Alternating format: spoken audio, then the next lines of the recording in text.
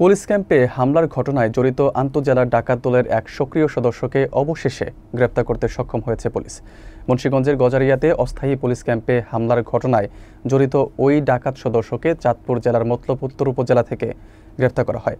কাবিল নামের এই ডাকাতের বিরুদ্ধে হত্যা, ডাকাতি, চাঁদাবাজি সহ 2 ডজনেরও বেশি মামলা রয়েছে বলে জানিয়েছে পুলিশ। ধারণা করা হচ্ছে লুট হওয়া পুলিশের অস্ত্র সম্পর্কে গুরুত্বপূর্ণ তথ্য দিতে পারে এই ডাকাত। বিস্তারিত থাকছে শামীম মিয়াজির প্রতিবেদনে। মুন্সিগঞ্জের গজারিয়ায় অস্থায়ী পুলিশ ক্যাম্পে হামলার ঘটনায় জড়িত আন্তঃজেলা ডাকাত দলের সদস্য কাবিলকে বুধবার গভীর রাতে গ্রেপ্তার করেছে পুলিশ। গোপন সংবাদের ভিত্তিতে সহকারী পুলিশ সুপার জাবির হোসনাইন সানিব ও তার দল বুধবার রাত 2টার দিকে চাঁদপুরের মতলব উত্তর উপজেলার নাসিরাকান্দি এলাকায় অভিযান চালিয়ে তাকে গ্রেপ্তার করেন।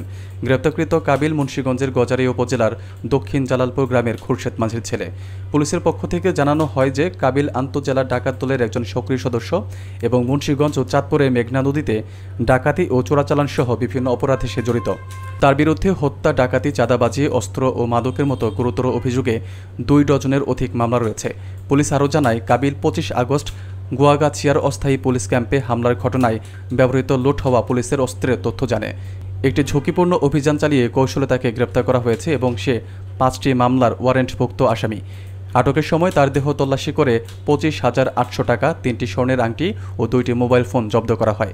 রাত 1টা 20 মিনিটে তাকে মতলব উত্তর থানার হেফাজতে কোর্টে প্রেরণ করা হয়।